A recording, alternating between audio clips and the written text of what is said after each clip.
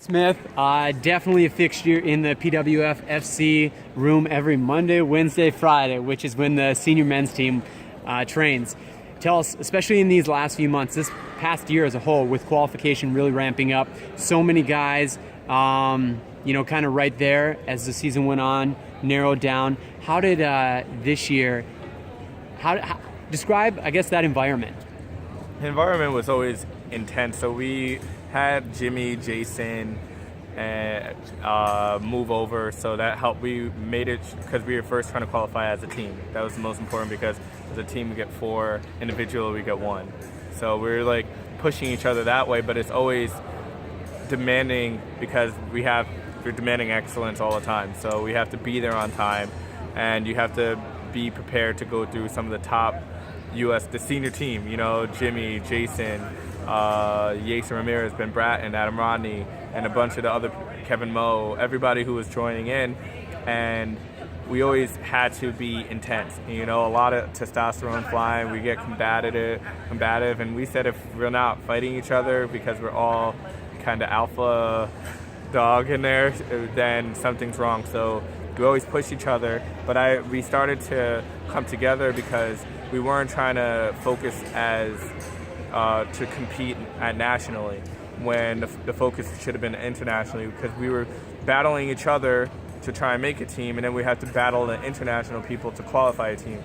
So that Monday, Wednesday practice solidified, some teamwork, and us really promoting to better each other. We're like, okay, yes, when we draw each other at NACS, whatever, but we know how to deal and interact with each other internationally and what each person likes being said, doesn't like being said, and it all pushed us in the right direction.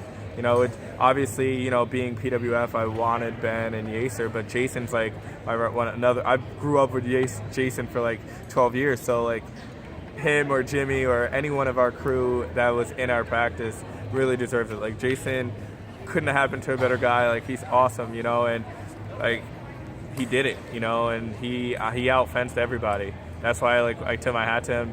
During clutch, he performed, and we all had the same shot, and he capitalized on it a little more than the rest of us. So it's a great environment.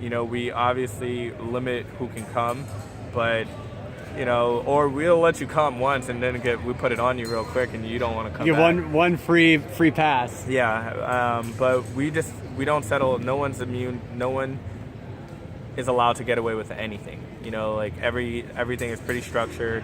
No one, obviously Yaser tries sometimes, but our discipline is. And Murat's always, chirping. Yeah. I forgot about Murat. Oh, don't forget Murat. Murat, one of the loudest ones of them all. But we have the discipline that was needed when you have literally of the top 16, 8 to 10, and a bunch of the young guys from trying to come from different parts of the country to train with us, and having different bodies come in. It just gives a really good environment, and you have different styles that you can get acquainted for, because internationally you never know which style you're going to get. Yeah, definitely. And you mentioned all those names, and really the men's Epee squad, out of all... I forgot Alan. Yeah. Alan Hatzig. Of all the squads in the U.S., was able to come together better than any of them as far as one more or less central training center. Yeah. How did the move with Jimmy Moody and Jason Pryor from the OTC in Colorado Springs to the city kind of enhance that? Because when they're in Colorado, we're competing. When you're in a different club, I'm against you. When we're at a tournament, you're like, hey, those are the Colorado boys. Here, we got to beat them. And then, and that competitive mindset, kind of it's kind of like out of sight, out of mind. It's like they're something else. No, what it does is taking our focus away from internationally, because we're competing against each other and not really focused on, we're not really saying, hey, the best people qualify. We're trying to get myself there, and we're like, hey, yo, take him out, right? But them moving at first, it wasn't awkward at all. We're like, yo, Cornell made it very clear that he was totally about the team, and we all had to put ego aside and pride aside, saying, hey, no matter what, we're going to be there for each other, and we want the best, for all of us. And them moving from Colorado, where we're competing with them, to training exactly with us, changed the whole mindset and what we were going through, because we're like, okay, you're here. And then we started offering advice to each other. We had group seminars saying, hey, this is what you messed up on, this is what we were hitting you on today. A debrief, that's what we called it. And that debrief kind of started to break down that barrier where we would have to, getting constructive advice from our competitors. We're like, wow, okay, if they're seeing it, imagine what they're seeing internationally. And that started to shift our focus, like, yo, how about we do this together and take on the world, instead of I'm trying to do this by myself against you and against the world. Yeah, double, you feeling both pressures. Yeah. So how about you personally? How did you feel you made the most gains and you came away from this really unique opportunity, again, compared to all the other squads, to ultimately be a better fencer, better competitor, maybe a better person? First, it taught me to get a better grip on my emotions, because Cornell always says, Dwight, your undoing is mental, so being with them, and they're pushing me to the edge all 3 days a week minimum, and that being pushed where we're not used to that, and since everybody's pushing each other, you're like, okay, I really made a conscious decision to better myself and be calm and not let things rattle me. That was one thing. The fencing, honestly, I thought I fenced well all year. I just had some tough luck, tough draws. In terms of internationally, domestically, obviously, I think I could have done better. But internationally, I lost to Ben at once. Then I won 15-14 and then lost in overtime to the previous world champ. So I think it helped me better handle situations where these really good guys, instead of being not intimidated, but on a slippery slope, if they get a bunch of touches, you're kind of doubting yourself a little more. I was like, hey, if I have done these comebacks against some of the top guys in the club, I can probably maintain it here, so it helped me become better mentally. Physically, I think at this point it's not physical, obviously weight training, we're all on a program, but mentally I think it helped push all of us. That's why you didn't see too many people break when it was 13, 12. We were in it, and it helped all of us be together, and it also helped me become a leader, because I was running a lot of those practices. So I was like, okay, I can't let things slide. I have to hold myself accountable along with the whole U.S. team, because they're like, Dwight, can you write out practice? I was like, okay. Or could you run it, or could you do that? And Cornell did his job. Everybody bought into the system, and that's what made it great.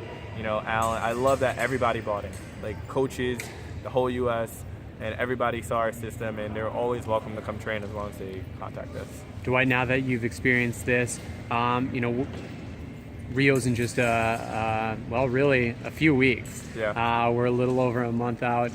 How does being able to train with all the top senior men's Epee guys in the country motivate you for the next quad? And how does it increase the likelihood that you're going to make a run for 2020? That's a very good question. So how does it help? It helps us that I think that I always think that if I made the Olympics, how would I want other people to treat me? I wouldn't want anybody to quit.